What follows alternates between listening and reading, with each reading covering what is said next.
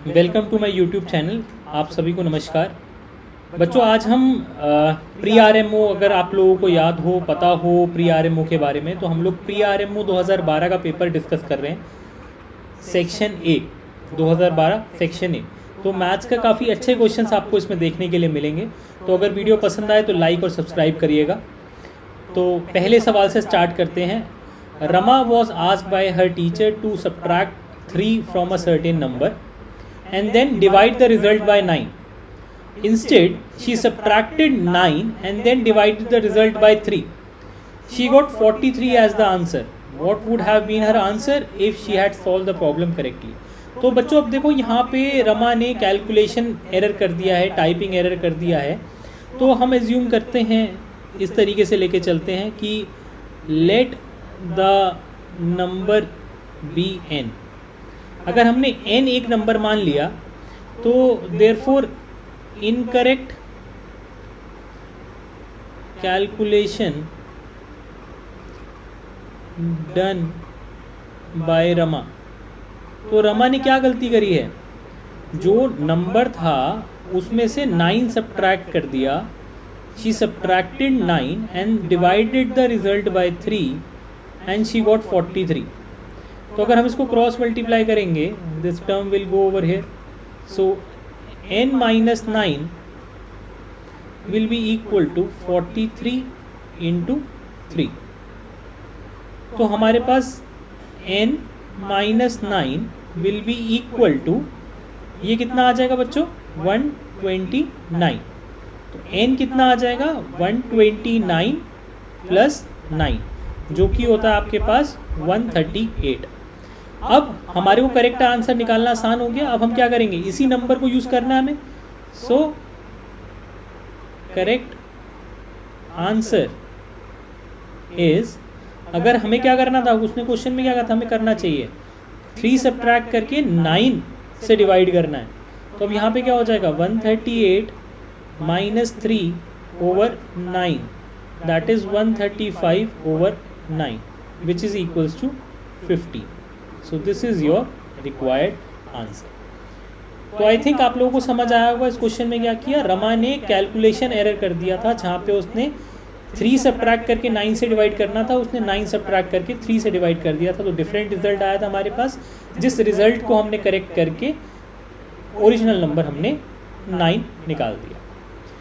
So moving on to next question. एक triangle given है जिसका पेरीमीटर हमें पता है 7 है, और उसमें वो ये भी बोल रहा है कि जो उसकी साइड लेंथ्स हैं वो सारी की सारी इंटीग्रल हैं। इंटीग्रल मतलब इंटीजर की साइड लेंथ है। तो हमें बताना है मैक्सिमम पॉसिबल एरिया ऐसे ट्राइंगल का क्या होगा। ठीक है भाई, तो हम लोग आगे चलते हैं। तो हम एज्यूम कर लेते हैं, let the sides of triangle be A B and C. हमने 3 साइड्स मान ली कि ए बी सी 3 साइड्स हैं, और हमने ये भी ले लिया कि ए बी सी तीनों पॉजिटिव इंटीजर को बिलोंग करते हैं, ऐसा गिवन है। तो हमारे को पेरीमीटर दे रखा है, पेरीमीटर बच्चों कितना दे रखा है, 7। तो पेरीमीटर क्या होता है एक ट्राइंगल का, सम ऑफ 3 साइड्स, तो वो हमें 7 दे रखा है। तो पॉसिबल केसेस क्या क्या हैं, अब हमारे पास पॉसिबल केसेस क्या क्या हैं। पहला पॉसिबल केस देखते हैं क्या होगा। तो पहले केस में क्या पॉसिबिलिटी है कि 1 3 3, तो एक 7 आ जाएगा हमारे पास। एक और केस देख लेते हैं। सेकंड केस क्या हो जाएगा, 2 2 3 भी हो सकता है, 7 बन जाए। एक केस और बन जाएगा मेरे ख्याल से, हाँ बिल्कुल बनेगा, 4 2 और 1, ये भी 7 होता है। और कोई केस बनेगा, हाँ बन जाएगा भाई, 2 साइड्स 1 1 हो जाए और एक साइड 5 हो जाए। तो हमारे पास ये 4 ही पॉसिबल केसेस हैं। बट हमें पता है कि for triangle sum of 2 sides has to be greater than third side. तो अगर हम ध्यान से देखें, sum of 2 sides greater than third side possibility है, तो इसमें अगर हम इन दोनों को ऐड करेंगे तो that will be less than 4, तो ये पॉसिबल नहीं है। इन दोनों को ऐड करेंगे that will be less than 5, तो ये पॉसिबल नहीं। कौन से पॉसिबल केसेस हैं, ये दोनों, 1 plus 3 is greater than 3, 3 plus 3 is greater than 1। तो लाइकवाइज ये दोनों केसेस हमारे पास फीजिबल केसेस हैं।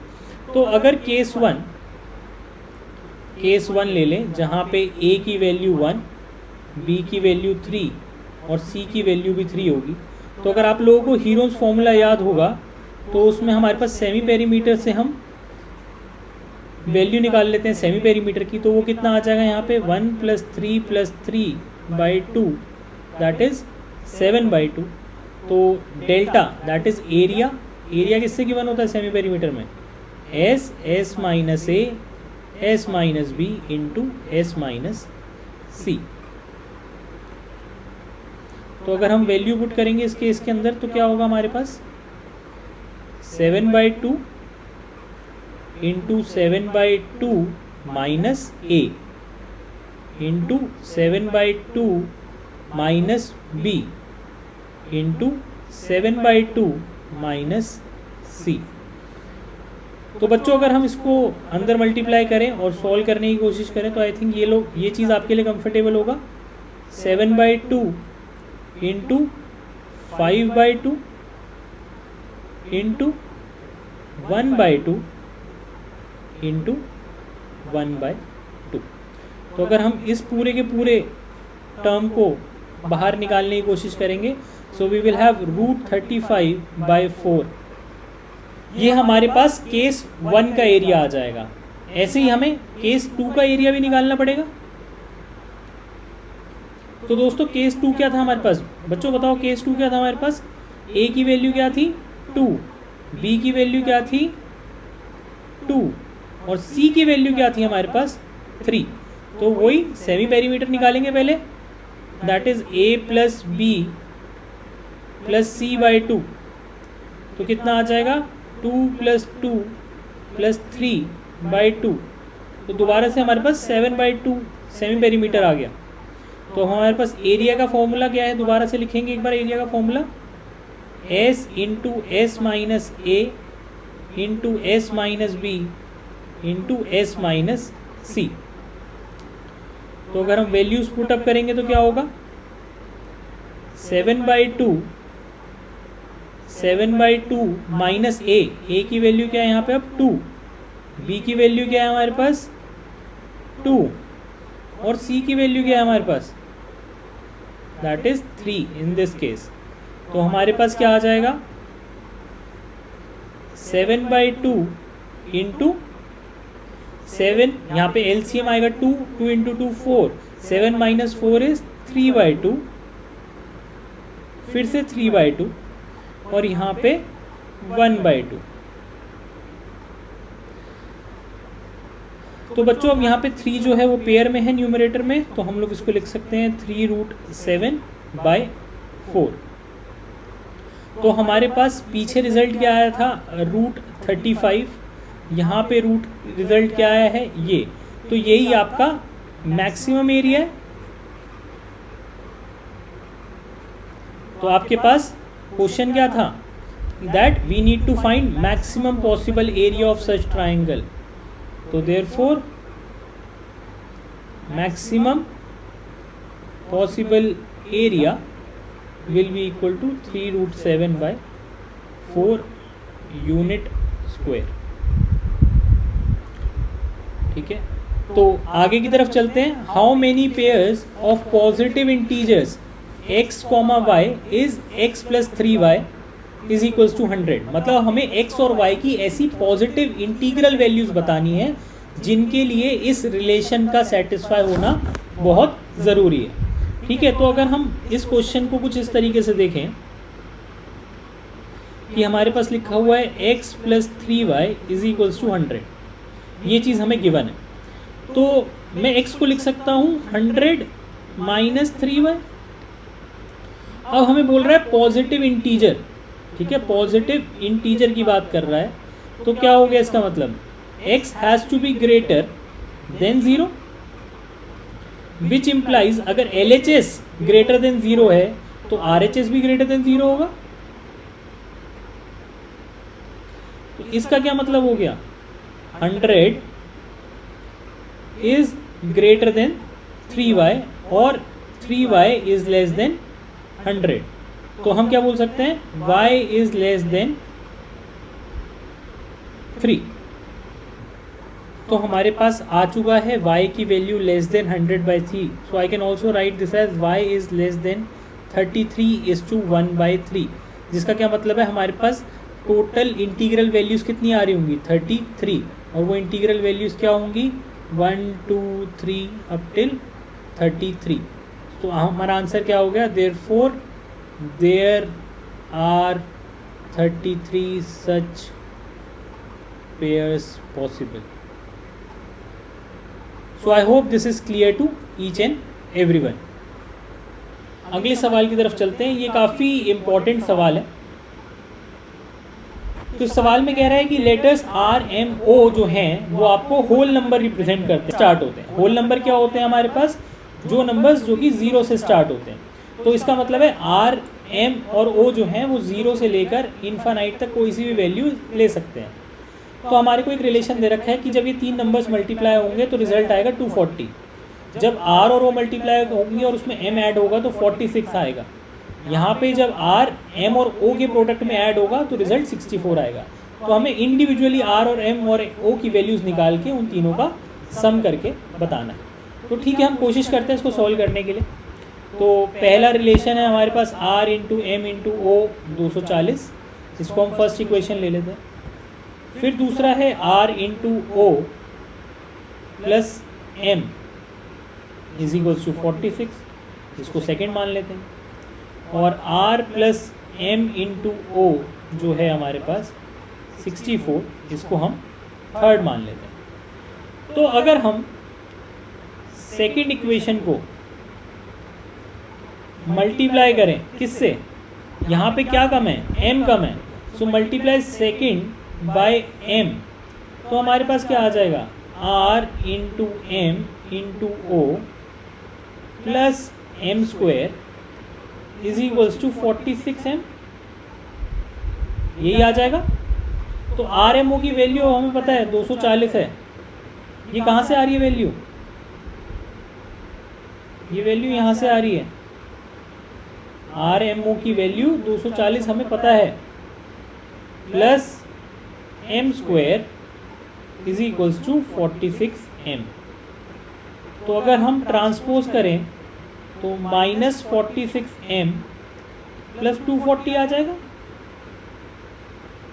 तो अगर आप लोगों को मिडल टर्म स्प्लिटिंग में कंफर्टेबल हैं आप लोग, तो एक आ जाएगा m-6 और एक आ जाएगा m-40। तो m की एक वैल्यू क्या आ गई 6 और m की एक वैल्यू क्या आ जाएगी 40। तो इन दोनों में से कोई सी वैल्यू हो सकती है। लाइकवाइज अगर हम थर्ड को मल्टीप्लाई करें, यहाँ पे r मिसिंग है, थर्ड को मल्टीप्लाई करें अगर हम r से, तो क्या आ जाएगा, r square plus r into M into O will be equal to 64r। तो आपके पास क्या आ गया, r square plus 240 is equals to 64r। तो अब हमारे पास क्या आ गया, r square minus 64r plus 240 equal to 0। तो अगर हम मिडल टर्म स्प्लिटिंग इसमें करेंगे तो क्या आ जाएगी, r-4 और r-60। तो यहाँ से क्या पता चल गया, r की क्या वैल्यू आ गई, या तो 4 आएगी या 60 आएगी। ठीक है, तो यहाँ से हमें ये पता चल गया कि भाई m की वैल्यू 6 आ सकती है या 40 आ सकती है, r की वैल्यू 4 आ सकती है या 60 आ सकती है। तो अगर हमारे पास केस बना, अगर हम आगे चलते हैं, तो अगर हमारे पास केस बना कि भाई r की वैल्यू 4 है, यहाँ r की वैल्यू 4 है और m की वैल्यू 6 है, m की वैल्यू 6 है, तो r into M into O जो 240 है, इससे o की वैल्यू क्या आ जाएगी, o will be equal to 240, r की वैल्यू 4, m की वैल्यू 6 इंटू ओ, ये 0 नहीं है, o है, तो ओ की वैल्यू कितनी आ जाएगी 240/24 दैट इज इक्वल्स टू 10। तो ओ की वैल्यू आ जाएगी 10। लाइकवाइज अगर आर इक्वल टू 4 है और एम की दूसरी वैल्यू क्या थी हमारे पास, एम की दूसरी वैल्यू थी 40, तो एम 40 है हमारे पास, तो हमारे पास क्या होगा 4 × 40 × O will be equal to 240। तो ओ की वैल्यू इस केस में क्या आ जाएगी हमारे पास, ओ की वैल्यू अगर यहाँ से देखें तो हमारे पास ओ की वैल्यू आ जाएगी 3/2। So this is not an integer,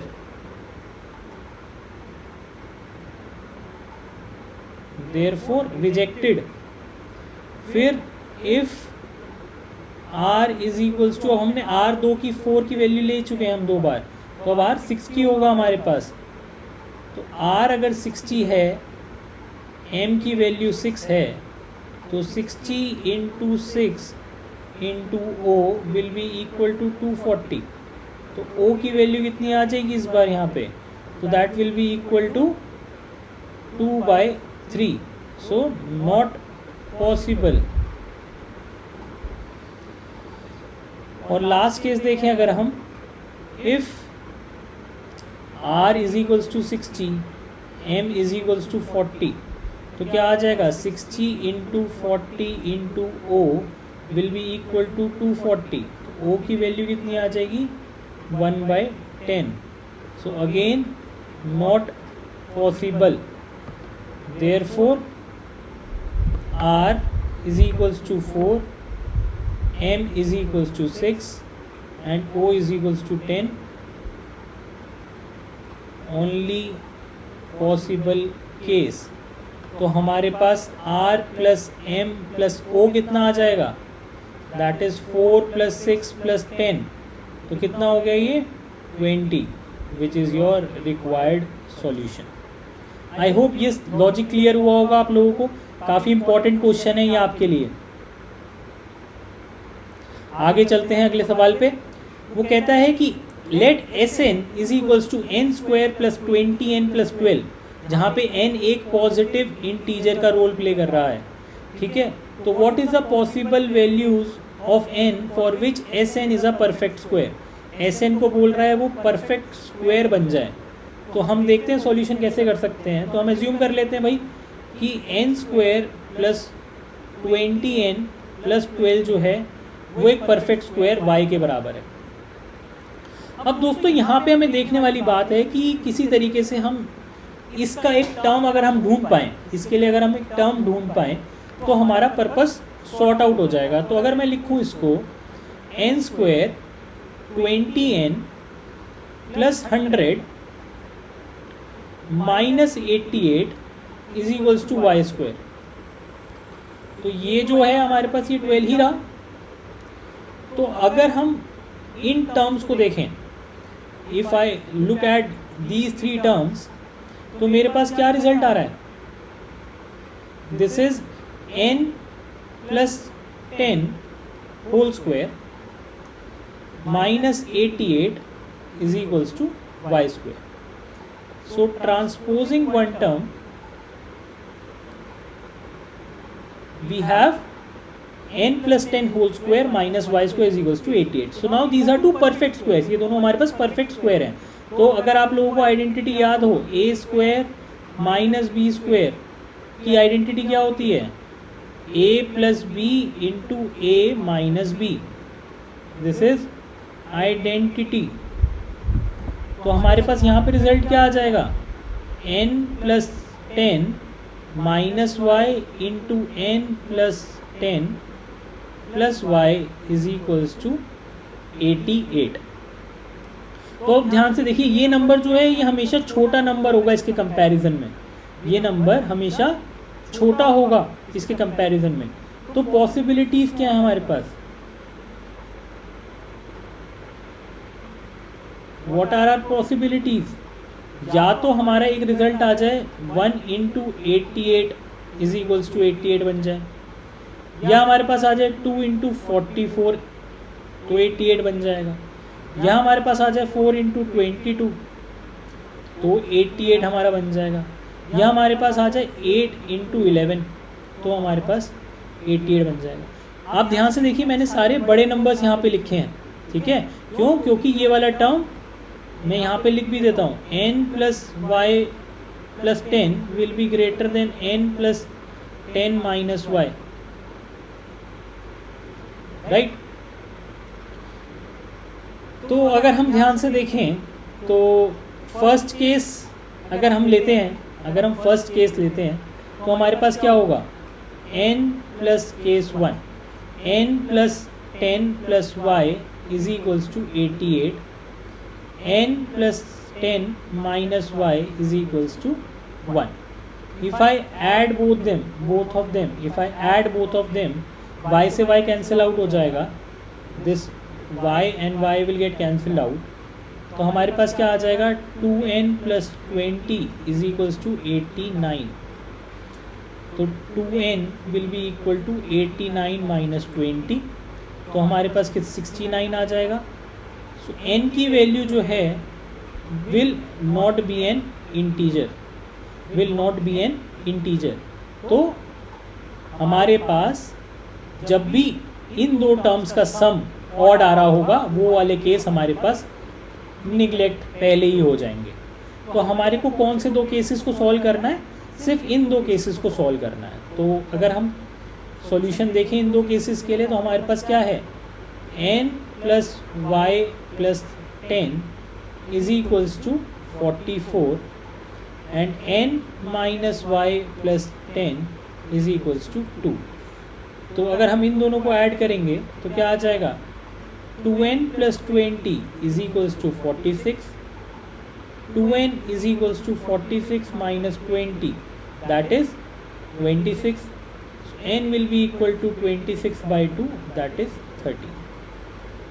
एक केस और बन जाएगा हमारे पास, n + y + 10 and n + y + 10 is equals to, हमारा सेकंड केस क्या था, this one 22, तो n - y + 10 की वैल्यू कितनी आई थी हमारे पास, 4। तो दोबारा से इन दो इक्वेशंस को ऐड करेंगे तो 2n + 20 will be equal to 26, 2n will be equal to 26 - 20 that is 6, so n will be equal to 6/2 that is equals to 3। therefore required, हमसे क्या क्वेश्चन में पूछा गया है, what is the sum of all possible values, so required possible values क्या क्या आई हैं हमारे पास,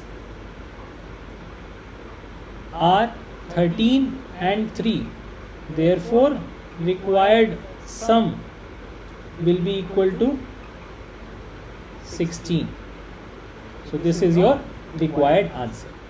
आई होप ये चीज़ आप लोगों को क्लियर हुई होगी पहली से बेटर तरीके से। आगे चलते हैं।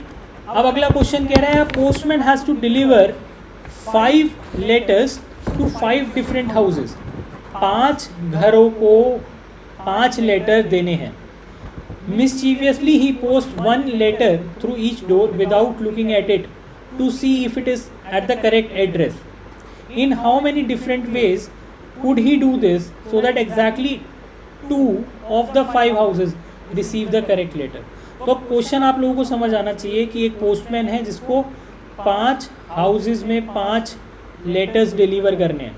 तो अब उसमें क्या कर रहा है, वो बदमाशी कर रहा है कि भाई उसने रैंडमली बिना देखे बस ऐसे ही डाल दिए लेटर्स ताकि उसको क्या हो, वो बदमाशी कर रहा है ना भाई। तो बदमाशी में क्या रिजल्ट आए कि 2 ही घरों में सही लेटर्स जाएं आउट ऑफ 5। तो ऐसा होने के लिए हम क्या कर सकते हैं, number of ways to choose 2 houses, number of ways to choose 2 houses that gets the correct letters। तो 5 घरों में से सिर्फ 2 ही घर होंगे ऐसे जिनको करेक्ट लेटर्स मिलेंगे। तो इसका क्या मतलब होता है, 5 फैक्टोरियल 2 फैक्टोरियल इंटू 3 फैक्टोरियल, तो हमारे पास आ गया 10 ways। तो हमारे पास टोटल 10 तरीके हैं 5 घरों में से 2 घर सेलेक्ट करने के लिए जिनके पास सही लेटर जाएगा। तो now rest 3 houses shouldn't receive correct letters, right? अब बाकी 3 घरों में गलत जाने चाहिए। So let other 3 houses be capital A, capital B and capital C, and correct letters B, small a, small b and small c respectively। इसका क्या मतलब है इस बात का कि उनके पास जो 3 घर हैं अगर ओरिजिनली सही जाते सारे लेटर्स तो ए के पास ए जाता स्मॉल ए, बी के पास स्मॉल बी जाता और सी के पास स्मॉल बी ही जाता, राइट। तो अब हम क्या कर सकते हैं कि भाई ये तो हमारे पास ये हमने डिसाइड कर लिया, तो अब ये नहीं जाना चाहिए, अब ये चीज़ नहीं जाना चाहिए। Then each of them gets wrong letter. अब इनके पास रॉन्ग लेटर कैसे जाएगा? अगर हम ए बी सी 3 घर डिसाइड कर लें तो हमारे पास कैसे केसेस बन सकते हैं? ए के पास ए ना जाए तो बी चला जाए, तो बी सी ए एक केस हो सकता है। इसके पास सी चला जाए फिर ए चला जाए, तो 2 ही पॉसिबल केसेस हैं, 2 ways only। Therefore, for all 10 ways,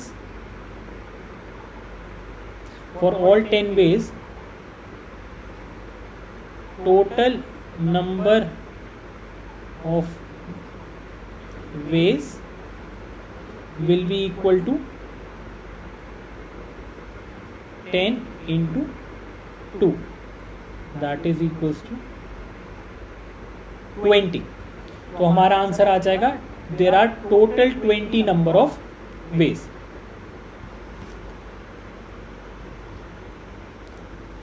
next question है हमारे पास, कह रहा है कि एक ABC ट्राइंगल है। मैंने एक ट्राइंगल पहले से ही बना लिया था। तो ABC एक ट्राइंगल है जिसमें AC और BC बराबर हैं 7 के। AB हमारे पास 2 यूनिट्स का है। B, सपोज B एक पॉइंट है on line AB such that B lies between A and D। तो अगर हम ध्यान से देखें ये एक ACB, तो ये एक आइसोसेलेस ट्राइंगल है, मेंशन कर रखा है उसने हमें 7 7, और इसकी लेंथ दे रखी है हमें D की जिसकी लेंथ है 8। हमारे को AB की लेंथ भी दे रखी है दैट इज 2। तो अगर आइसोसेलेस ट्राइंगल में एक परपेंडिकुलर हम ड्रॉप करते हैं तो वो भी बराबर आता है। मतलब एक आइसोसेलेस ट्राइंगल के अंदर अगर परपेंडिकुलर ड्रॉप करा जाता है तो बेस को बाइसेक्ट करता है, ठीक है। तो we need to find length of BD, so let BD is equals to x। BD को हमने x एज्यूम कर लिया। तो इस पॉइंट को अगर हम थोड़ी देर के लिए M बोल दें तो इन ट्राइंगल CMB, अगर हम ट्राइंगल देखें CMB ये वाला ट्राइंगल, तो पाइथागोरस थ्योरम के अकॉर्डिंग हम बोल सकते हैं CB square will be equal to CM square plus MB square. तो CB स्क्वायर की हमें वैल्यू पता है दैट इज 7 स्क्वायर। CM हमें नहीं पता है बट MB हमें पता है 1 है क्योंकि वो बाइसेक्ट कर रहा है। तो ये हो गया 1, ये हो गया 1। CM स्क्वायर की वैल्यू कितनी आ जाएगी? 7 square minus 1 square that is 49 minus 1 which is equals to 48। ये है आपके पास CM स्क्वायर। तो सी एम की वैल्यू कितनी आ जाएगी, √48, या फिर हम बोल सकते हैं 4√3. So this is value of C M. अगर हम ट्राइंगल देखें, इन ट्राइंगल CMD, तो CMD ट्राइंगल में क्या हो रहा है हमारे पास, CD² will be equal to CM² plus MD². तो CD² की वैल्यू हमारे पास है, CM² अभी हमने जस्ट कैलकुलेट करा है, तो we will be using this CM², that is 48 plus MD को I can write x plus 1. So we will have x plus 1 square equal to 8 square minus 48, that is equals to 64 minus 48. So x plus 1 square will be equal to 16, which implies x plus 1 will be equal to 4. Therefore x will be equal to 3, and x is nothing but BD will be equal to 3 units. So this is your required solution. We need to find length of BD, तो हमने BD की ही value निकाल दी. I hope ये solution आप लोगों को clear होगा. So moving ahead, अगला क्वेश्चन हमसे कहता है कि इन अ रेक्टेंगल ABCD, AB की लेंथ है 5, BC की लेंथ है 3. तो पहले इसको फिगर को पूरा करते हुए चलते हैं. ABCD, AB की वैल्यू हमें दे रखी है 5, BC की वैल्यू दे रखी है 3. F and G are on line segment CD, so that DF is equals to 1, मतलब ये कम लेंथ का है, and CG is equals to 2. Lines AF and BG intersect at point E. So we need to find area of this triangle. So if I draw a perpendicular from E to AB and I mark these points as M and N, I am dropping a perpendicular. तो अगर हम perpendicular drop करेंगे तो can I say that, इसमें similarity का concept use करेंगे हम लोग. तो triangle EFG is similar triangle EAB. I think ये चीज़ आप लोगों को कंफर्टेबल होगा. क्यों? क्योंकि भाई हमारे पास ये वाला एंगल जो है वो इस एंगल के बराबर है, और ये वाला जो एंगल है वो इस एंगल के बराबर है. This angle is equals to this angle, these two angles are equal. तो अगर हम सिमिलैरिटी के कंसेप्ट से गो थ्रू हैं तो हमें ये चीज़ पता होगी. तो हमारे पास क्या आ जाएगा यहाँ से, we will have FG by AB will be equal to height of triangle EFG divided by height of triangle EAB. तो हमारे पास क्या आ जाएगा, FG by AB is equals to height हमने यहाँ पे मान के चलिए EM by EN. So FG की वैल्यू हमारे पास है, what will be equal to FG. तो हम लोग यहाँ पे देखें तो AB is equals to CD is equals to 5 and DF plus FG, DF plus FG plus CG is equals to 5 है. तो यहाँ से FG कितना आ जाएगा, FG will be equal to how much, 2 plus 1 is 3, 3 minus 5, 5 minus 3 is 2. So FG will be equal to 2. तो हमारे पास FG की वैल्यू है 2. तो 2 upon AB, AB is complete 5. EM कौन सी लेंथ है ये हमें नहीं पता है, बट EN को मैं लिख सकता हूँ EM प्लस MN, और MN की वैल्यू मेरे को पता है 3 है. So I can write EN as EM plus 3. So cross multiply 2 EM plus 6 will be equal to 5 EM. So we will have 3EM is equals to 6. तो EM की value कितनी आ जाएगी हमारे पास 2. So once we have value of EM, so हम बोल सकते हैं EN is equals to EM plus 3. तो हमारे पास कितना आ गया 2 plus 3. So EN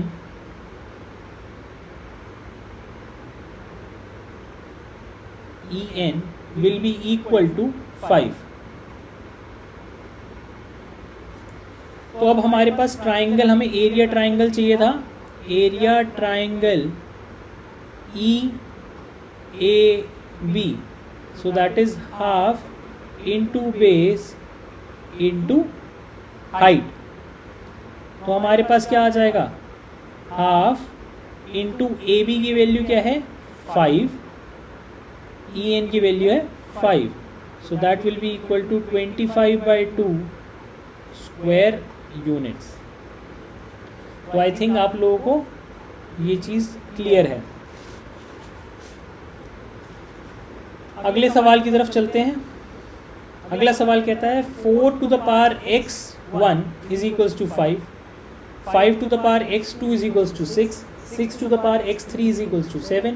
ऐसे ही हमारे पास चलता जा रहा है. तो अगर हम ध्यान से देखें, हम उल्टा चलना शुरू करें, हम रिवर्स में जाना शुरू करें, तो हमारे पास लिखा हुआ है 127x124 इज इक्वल्स टू 128. और यहाँ से 127 की वैल्यू अगर हम यहाँ पुट कर दें तो हमारे पास क्या आ जाएगा 126 x to the power 123 x 124. तो हमारे पास 128 ये गिवन है. तो अगर हम ऐसे ही करते चले जाएंगे तो हमारे पास लास्ट स्टेज पे क्या आ जाएगा 4x1 into x2 into x3 into x 124 will be equal to 128. So I can say 2 to the power 2 into x1 into x2 up till x 124 will be equal to 2 to the power 7. So when bases are same, powers can be compared. When bases are same, powers can be compared. तो हमारे पास क्या आ जाएगा 2x1 into x2 up till x to the power 124 is equals to 7. तो हमारे को क्या चाहिए था x1 into x2 up till x 124 will be equal to 7/2. So this is your required solution. I think ये कंसेप्ट भी आप लोगों को क्लियर है. तो हमें क्या था, हमने उल्टा चलना था. अगर हम सीधा चलते तो भी हो जाता, बट अगर हम उल्टा चल रहे हैं तो ज़्यादा आसानी से हमारे को रिजल्ट तक हम पहुंच पाएँ. So moving on to 10th question. If ABCD is a square and AB is equals to 1, मतलब एक स्क्वायर दे रखा है आपको जिसकी साइड लेंथ है 1. तो अगर हम ABCD इसको स्क्वायर मान लेते हैं तो हमारे पास 1 1 1 एंड 1 का एक स्क्वायर दे रखा है. Equilateral triangles AYB and CXD, तो मतलब इसकी लेंथ भी 1 है, इसकी भी 1 है, इधर भी 1 है और इधर भी 1 है. मतलब सारी लेंथ हमारे पास 1 1 के फॉर्म में ही चल रही हैं. Are drawn such that x and y are inside the square. So what is the length of XY. तो हमें इस XY की लेंथ बतानी है. अब XY की लेंथ बताने के लिए हमें क्या करना पड़ेगा, सबसे पहले हमें समझना पड़ेगा that triangle XCD is equilateral with side length 1. ऐसे ही हमारे पास triangle AYB is equilateral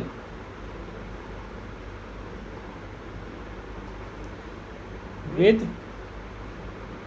side length 1 unit. अब ये दोनों के अंदर हमारे पास ये चीज़ है, तो हम क्या एरिया ऑफ इक्विलेटरल ट्राइंगल पता है हमें? एरिया ऑफ इक्विलेटरल ट्राइंगल क्या होता है? √3/2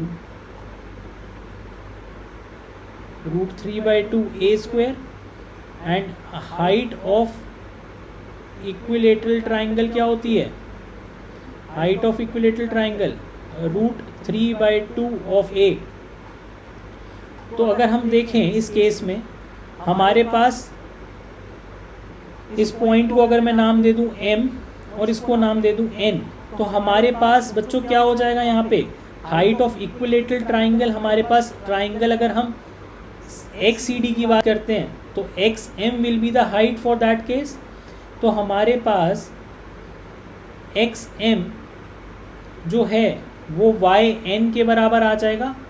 that will be equal to √3/2 × 1 which is equals to √3/2। और ये तो हमारे पास ये लेंथ आ गई, ये लेंथ आ गई। क्या हम ये वाली लेंथ फाइंड आउट कर सकते हैं? हमारे पास ये लेंथ है, तो अगर हम देखें 1 में से इतना माइनस कर दें, 1 में से can I write my will be equal to nx will be equal to 1 minus √3/2। तो ये हमारे पास my और xn की वैल्यू आ गई। So now can I say that now my plus nx plus yx is equals to 1।